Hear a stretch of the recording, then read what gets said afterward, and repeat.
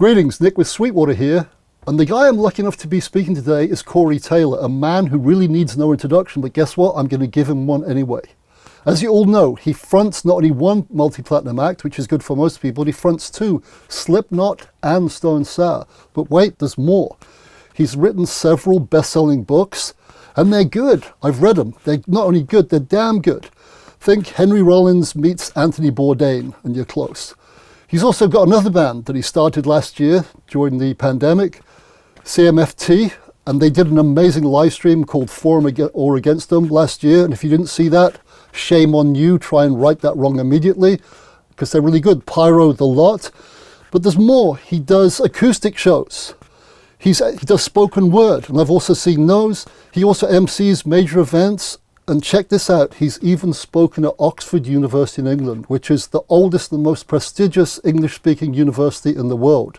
So that's why I'm introducing him, just in case you didn't know all of that stuff. So Slipknot, Stone Sour, and then all that other stuff. So without further ado, Corey, thank you for joining us, my friend. God, that's a hell of a CV when you put it that way, man. I'm just like, God, I did do all that crap. Wow, that's crazy. No, you did, man. And I got to tell you, that I didn't know about the Oxford University thing until this morning. And then I was talking to a friend of mine. I said, he goes, what are you doing today? I said, it's boring. I got to interview Corey Taylor. He's like, use SOB. He goes, have you seen the Oxford University speech? And I'm like, no. So I watched it, dude. And it ties up with what I wanted to talk to you about, which is this. That was bizarre. So yeah, go ahead. But it's bizarre on paper, but I got to tell you, at the risk of being obsequious, which is my big word of the day every day, dude, you came across, it was so sincere and passionate, and your message made a lot of sense, like an awful lot of sense. And if people haven't watched it, I would recommend they do. So my question to you is, like Slipknot, like 30 plus million records around the world, Stone Sour, but still you do all this other stuff, the book writing. And I know I've written books, it doesn't take 5 minutes. That's a labor of love. And then all the other stuff you do, you know, the emceeing, the Metal Hammer Awards when they're happening, the spoken word, the acoustic shows, the CMFT project. What on earth drives you after all these years to still go as hard as, like to me, you're the Dave Grohl of metal. You're the guy that just doesn't stop going. And you do it with a fervor that most people don't have. Explain, please. Well, I mean, first of all, thank you for that. I appreciate it. I guess, the drive for me, it's the same fire that I've had since I was a kid, you know, just to do it, to be able to do it, to take every opportunity and not only take advantage of it, but to extrapolate it, you know, and take it as far as it can go, you know. I never thought I would get a chance to write books, and I got a chance to write 4, you know. I'm percolating a 5th one, you know. I never thought I'd get to tour the world, and I've been able to do that tenfold with not one but 2 bands. So I guess more is just never enough for me. You know, my appetite for achievement is voracious. It's really in line with how I view self-education or self-bettering. You know, for me, you can never know too much. You can never do too much. You can never be too much. Especially coming from where I was when I was younger. And maybe that's really what drives me is coming from a place like that, just so desolate and full of pain and darkness, to be able to burst through that. And just on the sheer, you know, the sheer work and sweat and talent and drive, be able to accomplish what I've been able to accomplish, not just on my own, obviously, but with 2 fantastic bands, 3 fantastic. Yeah, man. I mean, I'm very fortunate. So I think a lot of it has to do with the fact that I just don't know when to stop. Right. But I also am very lucky. I'm very, very lucky. I'm the first to admit it to everyone. I'm here because of some talent, some work, but an incredible bit of luck, being in the right place at the right time. And I've refused to rest on those laurels. I just keep going. I actually kind of came up with a motto for myself actually yesterday, because I was trying to kind of figure out what my overall mantra is. And it's very simple. It's, if I can, I will. And I looked up the translation in Latin, and I've forgotten. It's on my phone, but I don't have it yet. But that's me in a nutshell. If I can, I will. Perfect. And I got to tell you, from my experience, and I've seen it in you, like, a lot of people use the word luck, and I don't disagree with that, in the right place at the right time. But I found the people who work hard are more lucky than those that don't, because it's all about your perceptions, your reality. Right. And the right place, right time. I've always said there's something missing. It's you've got to be in enough places, enough times, that when the right time in the right place occurs, you're actually there, and most people aren't. Right. Because they don't have that drive you have. Exactly. And to add to that is working yourself through those other places to be able to have earned the right to be in that place at the right time. So a lot of that, I know a lot of people who have wasted years, lifetimes, waiting for that right place and right time to come to them. And that's the antithesis of what we're talking about right now. I mean, it all comes back to Slipknot. We all had that very basic idea that the record deal is just the start. You have to get out and you have to work. You have to get out and you have to take this music and this band and this idea around the world, and you have to get it in front of people. You don't win because you got signed. Right. And I know a lot of people who did that. They thought, okay, I got the record deal. I don't have to work another day in my life. And that's actually, that's not the way. That's just literally the first stop on a million different stops, man. You have to get out there and you just have to do it. You have to do it. That's your opportunity. That's your chance.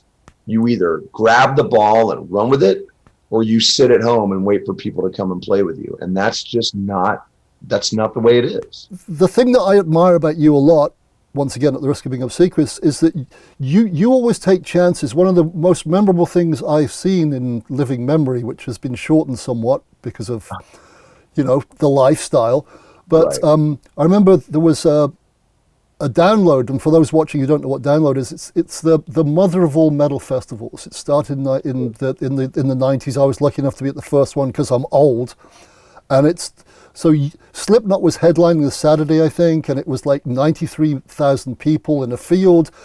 Yeah. And there's also a tent, which, a tent sounds small, but I think the tent holds 7,000 people. The night before, you headlined as an acoustic performance. Yeah. And you opened with, and it's full of Slipknot lunatics, the maggots. Yeah. And you open with Tiny Dancer by Elton John, and you crushed. I mean, what is that part of your alter ego? Like, you just don't, I'm going to try this?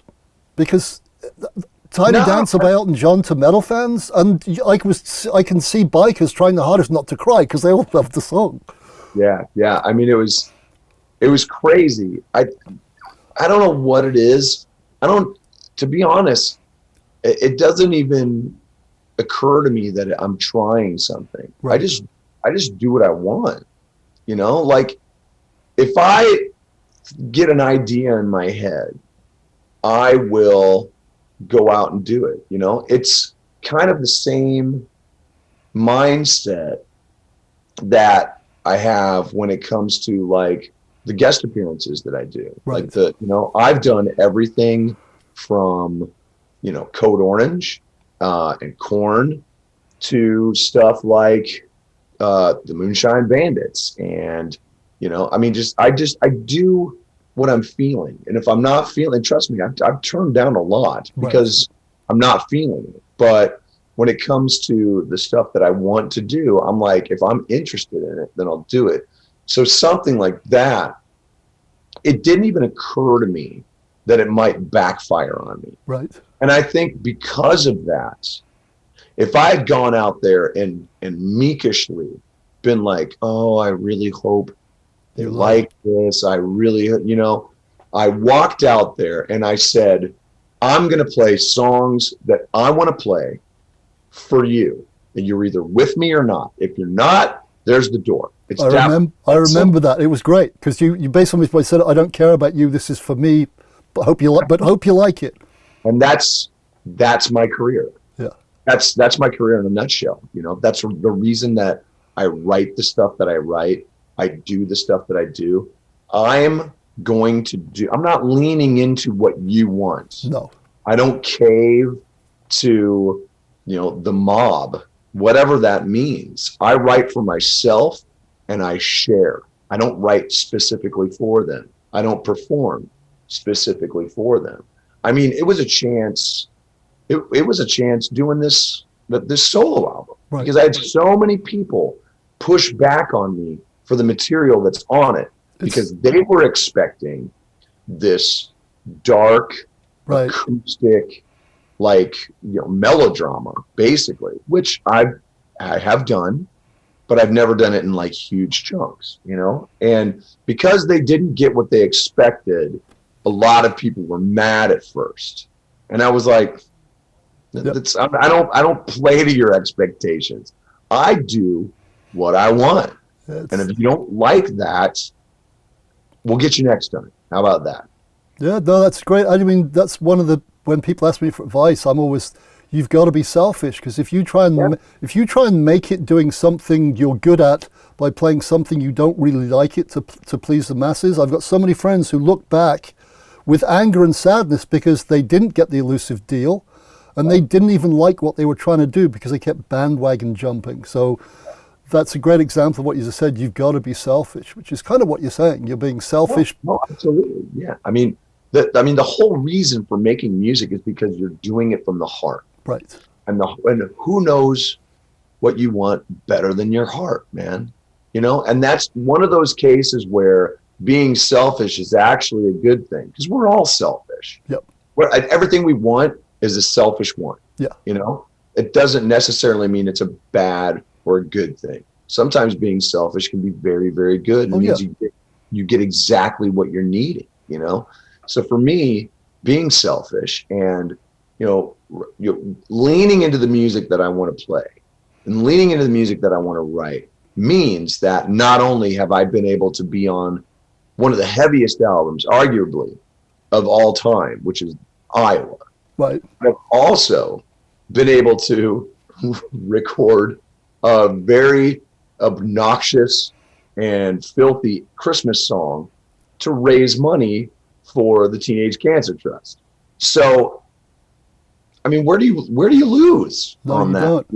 You just don't. You get to do the things that you want to do, and people are either into it or they're not. Yeah, you can't beg. You can't beg fans. Yeah, I think I can say I should amend what I just said. I think you're selfish to your heart, not to your head. Like my friends that failed were being selfish because they wanted to be famous, but they let their heart down because they didn't like what they were doing, which meant it was here, not here. Right, exactly. And how would you? I was saying, prior to the interview, I told you how much I enjoy this album. It's my workout thing. How would you describe this to someone who's dumb enough not to have heard it yet? I would describe it as, I mean, there's two ways to describe it. There's a collection of songs that I've been collecting over the years that just didn't have a home until now. But the other way to describe it is a walk through a lot of the influences and a lot of the stuff that I love. I mean, it's got everything from glam rock to country on it, and with some heaviness mixed in, with some hip hop mixed in, with some two-tone. I mean, it's got a little bit of everything, but the thing that ties it all together is just the songs themselves, the songs, the hooks. Right. To me, that's my life, finding the hook and finding the song. That's my life, man. So, I mean, it's weird to try and describe it to certain people who only know me from Slipknot, or Right. even people who are into Stone Sour. It's like when they hear it for the first time, they're like, man, I did not expect that. And I'm like, but did you like it? And they were like, actually, yeah. And that's, it's an album that on the second and third listen, you get it, you know? And that's, I love that, you know? My whole career is built on longevity, and being able to lay those pieces that get me to the extra, 3 or 4 miles to lay those other pieces down. That's what it's all about. Perfect. Last question, my friend. Thanks. Very enlightening so far and enjoyable. Oh, no. If there's someone out there who's watching this who's thinking, I'd love to follow in some of Corey's footsteps, be they old, be they young, be they a 30, 31, 50, whatever, which I love that title, by the way, the meaning behind that's great. What would your advice to them be? I know you've touched on a lot of it already, but if you could succinctly put the Corey Taylor guide to success, if that's not too vague a question. That's a great question. It all comes back to that mantra. If I can, I will, The thing that I learned early on is that if you're making music that doesn't make sense to you, all you're doing is regurgitating other people's music. If it doesn't come from the heart, people aren't going to feel it, because people only feel things that come from the heart, Even the music that I don't agree with, like the bigger the music it is, if that's coming from somebody's heart, then those people are going to feel it, So 9 times out of 10, you are always going to have to go with your gut on what is right for you. But it all comes down to do what you're good at. It all harkens back to that Oxford speech, man. Yep. Do what you're good at. Don't do what you were destined to do in your mind. Find out what you're good at and do that, because talent begets your future. Talent and talent and the recognition of that talent will take you further than trying to chase something that you may or may not have the chops for. Right. It's true. It comes down to leaning into the things that you are gifted to do. And I know that pisses a lot of people off, but everybody's like, chase your dreams. It's like, listen, you want to chase your dreams? Get a day job and do that. Until then, lean into the talent you have, because it may not even be the thing that you want to do, but I guarantee you it will lead you to the things that you want to do. It will lead you right down to the path of the stuff that will make you happy and will make you appreciative, and it will fulfill you. That's all I've ever done. Well said, sir. Well said. And for those watching, so Corey, thank you very, very much indeed for taking the time. Some great advice there. And if you haven't seen the Oxford speech, go on the YouTubes, put Corey Taylor Oxford University speech, watch all 4 parts, because his answers are really good to the questions.